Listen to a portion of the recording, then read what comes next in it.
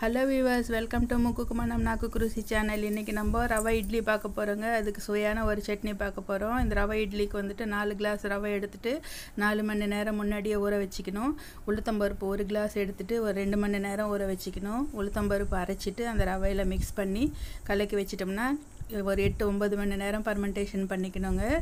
நம்ம காலையில் எழுந்து இட்லி ஊற்றுறதுக்கு கரெக்டாக இருக்கும், ரொம்பவும் சுவையாக இருக்கும். இது வந்துட்டு ரவையில் வந்துட்டு அதிகமாக தண்ணி இல்லாமல் பார்த்துக்கணும். இதுக்கு வந்துட்டு ஒரு சுவையான சட்னியும் பார்க்கலாம். இது சட்னி எப்படி பண்ணுறது பார்க்கலாமா? வாங்க கிச்சனுக்கு. முதல்ல வந்துட்டு வெங்காயம் அரிஞ்சு எடுத்துருக்கேங்க. ஒரு பெரிய வெங்காயம் ஒரு 2, பூண்டு பல் ஒரு 4 பூண்டு, ஒரு 4 பச்சை மிளகாய் எடுத்துருக்கேன், கொஞ்சமாக புளி எடுத்துருக்கேங்க. இது நல்லா இது மாதிரி ஃப்ரை பண்ணிக்கலாம்.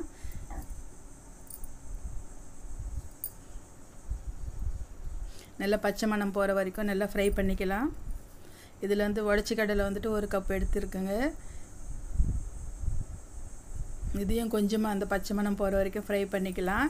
இட்லி மாவு பாருங்கள், இது மாதிரி கெட்டி பதத்துக்கு நம்ம கலக்கி வச்சுக்கணும். இது காலையிலங்க. இது கலக்கி வச்சுட்டு ஒரு 8-9 மணி நேரம் புளிக்க வச்சுட்டோம். அதில் வந்துட்டு உப்பு போட்டுக்கலாம். கொஞ்சமாக எனக்கு எவ்வளோ தேவையோ அவ்வளோ எடுத்துருக்கேங்க. உப்பு போட்டுக்கிட்டேன். அதில் வந்துட்டு இட்லி சோடா கொஞ்சமாக போட்டுக்கலாம். இப்போ வந்துட்டு கொஞ்சமாக தண்ணி விட்டு நல்லா கலக்கிக்கலாம்.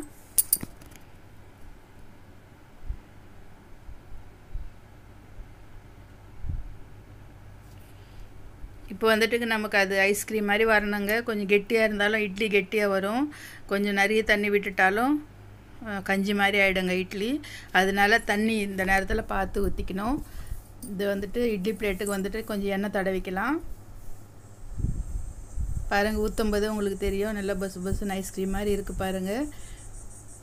இந்த மாவு நம்ம ஊற்றும்போது நமக்கு தெரியும் இட்லி எப்படி வரும் இதுன்னு சொல்லிட்டு. கொஞ்சம் எக்ஸ்பீரியன்ஸ் ஆகிடுச்சுன்னா.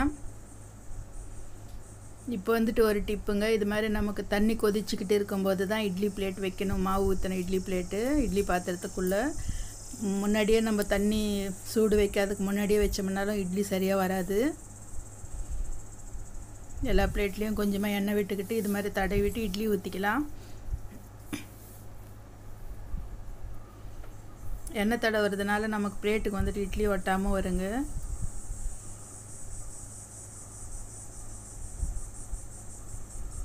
பாருங்கள், இந்த பதத்தில் இருக்கணும் மாவு. நமக்கு ரொம்ப கெட்டியாகவும் இருக்கக்கூடாது, ரொம்ப தண்ணியாகவும் இருக்கக்கூடாது. மாவு ஊற்றும்போது இது வந்துட்டு வெயிட்டே இருக்காதுங்க, ரொம்ப பொசுன்னு இருக்குங்க மாவு.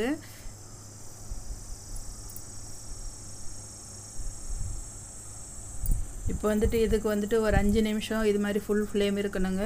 ஒரு 10 நிமிஷம் மீடியம் ஃப்ளேமில் வச்சுட்டு ஆவி எடுத்துக்கணும். இட்லிக்கு வந்துட்டு அவையில் வைக்கணும். ரொம்பவும் ஃப்ளேம் வச்சோம்னாலும் மெத்தன் பிசுன்னு ஆகிடும் அது. இப்போ வந்துட்டு சட்னி அரைச்சிக்கலாம். மிக்ஸி ஜாருக்கு போட்டாச்சுங்க. அதில் கொஞ்சமாக உப்பு போட்டுக்கிட்டோம். இப்போ சட்னி அரைச்சி எடுக்கலாம்.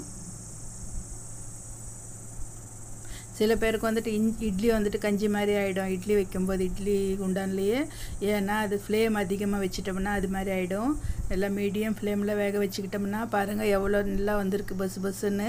இது வந்துட்டு ஒரு 5 நிமிஷம் ஃபுல் ஃப்ளேமு, 10 நிமிஷம் வந்துட்டு மீடியமில் வச்சு வேக வச்சுக்கிட்டோங்க. சட்னி தாளிச்சிக்கலாம்.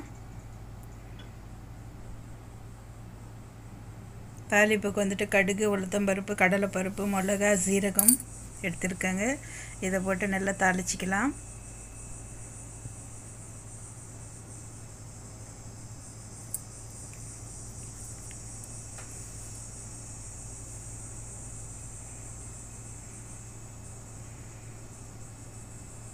நல்லா பஸ்ஸுன்னு இட்லியும் ரெடி ஆகிடுச்சு, சட்னியும் ரெடி ஆகிடுச்சு. இன்னும் சாப்பிட்லாங்க.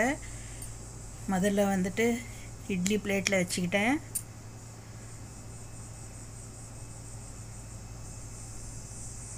சட்னி விட்டுக்கலாம்.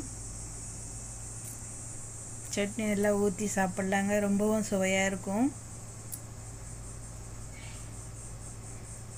ஃபஸ்ட்டு இது எங்கள் ஹஸ்பண்டுக்கு கொடுக்குறேங்க. அவருக்கு ரொம்ப பிடிக்கும் இட்லி சட்னின்னா, ரொம்பவும் பிடிக்கும். அதுவும் இந்த சட்னின்னா ரொம்ப பிடிக்கும்.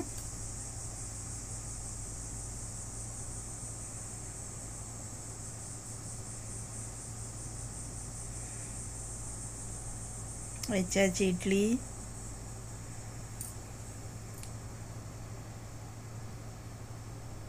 ரொம்ப சூப்பராக இருக்குன்னு சொல்லிட்டாருங்க. அவ்வளோ ஈஸியாக சொல்ல மாட்டார். எதுவுமே டேஸ்ட் இல்லைன்னா டேஸ்ட் இருந்தால் மட்டும்தான் அவர் நல்லா சூப்பராக இருக்குன்னு சொல்லுவார். இல்லைன்னா ஏதாவது ஒரு குறை வச்சுக்கிட்டே இருப்பார்.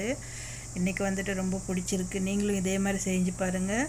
நம்ம சேனல் சப்ஸ்கிரைப் பண்ணிக்கோங்க, லைக் பண்ணுங்கள், உங்கள் ஃப்ரெண்ட்ஸுக்கு ஷேர் பண்ணுங்கள். நானும் இட்லி சட்னி என்ஜாய் பண்ணுறேங்க. நீங்களும் இதே மாதிரி செஞ்சு நீங்களும் என்ஜாய் பண்ணுங்கள். ஓகே வீவர்ஸ், பாய்.